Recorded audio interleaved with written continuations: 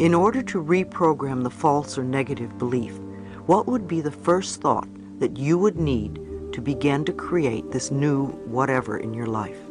What would be the building block or the foundation that you would need to stand on? What would be the sort of thing that you would need to know for yourself, to believe, to accept? Some good thoughts to start with could be, I am worthwhile. I am deserving. I love myself. I allow myself to be fulfilled, etc. These concepts form the very basis of beliefs on which you can build.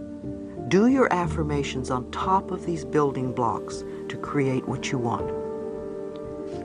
Whenever I speak somewhere, someone will come up to me at the end of the lecture or will write me a letter and tell me that he or she has had a healing take place while they were in the room. Sometimes it's very minor, and sometimes it's quite dramatic. A woman came up to me once and told me that she had had a lump in her breast and it literally disappeared during the lecture. She heard something and she decided to let something go. This is a good example of how powerful we are. When we are not ready to let something go, when we really want to hold on to something because it's serving us in some way, it doesn't matter what we do, it probably won't work. However, when we are ready to let it go, as this woman was, it's amazing how the smallest circumstance can help us release it.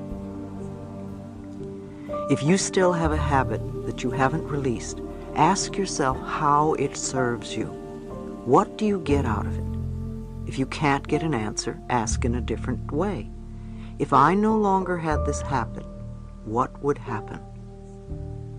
Very often the answer is, my life would be better. So it comes back to the fact that we believe we don't deserve a better life in some way. Ordering from the cosmic kitchen.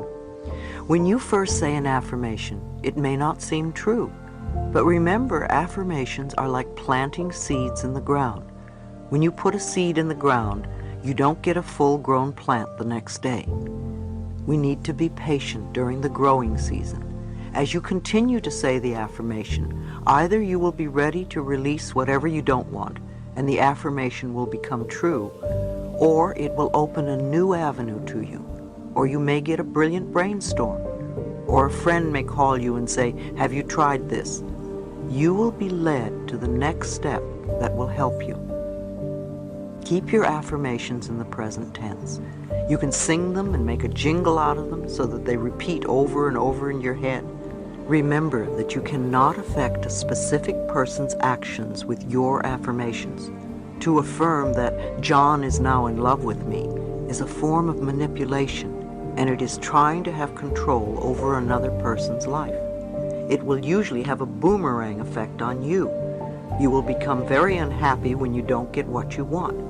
You can say, I am now loved by a wonderful man who is, and list the qualities that you want in the relationship. That way you allow the power within you to bring to you the perfect person to fill that bill, who may possibly be John.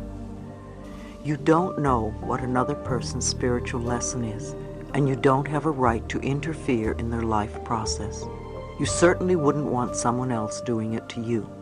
If someone is ill, bless them and send them love and peace, but don't demand that they get well.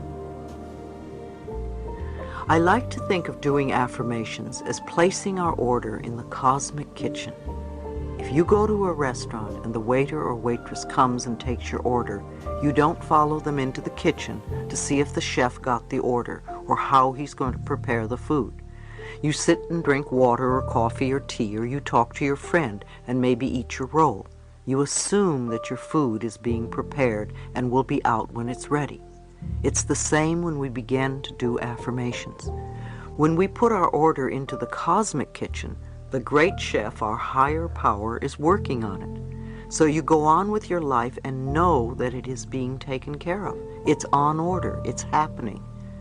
Now, if the food comes out and it isn't exactly what you ordered, and if you have self-esteem, you will send it back. If not, you will eat it. You also have a right to do that with the cosmic kitchen.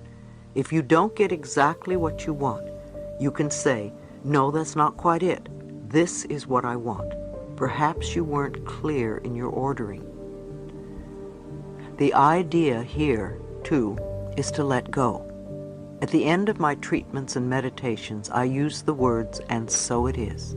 It's a way of saying, higher power, it's in your hands now. I release it to you.